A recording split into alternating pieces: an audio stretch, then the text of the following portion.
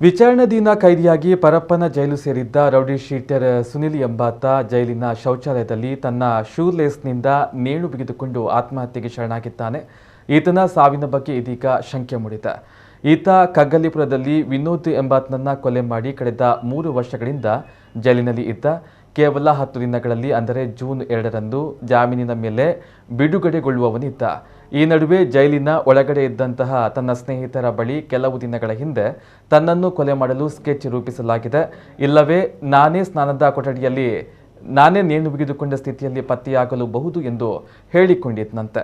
ಈತನ ಕೈಯಿಂದ ಕೊಲೆಯಾಗಿದ್ದ ವಿನೋದ್ ಎಂಬಾತ ಮಾಜಿ ಕಾರ್ಪೊರೇಟರ್ ಒಬ್ಬರ ಅಣ್ಣನ ಮಗನಾಗಿದ್ದ. ಸುನಿಲ್ನ ಸಾವು ಹಾಗೂ ಆತ ನೀಡಿದ ಹೇಳಿಕೆ ಎಲ್ಲವೂ ನಿಗೂಢವಾಗಿದ್ದು, ಸಾವಿನ ಬಗ್ಗೆ ಅನುಮಾನ ಮೂಡಿದೆ.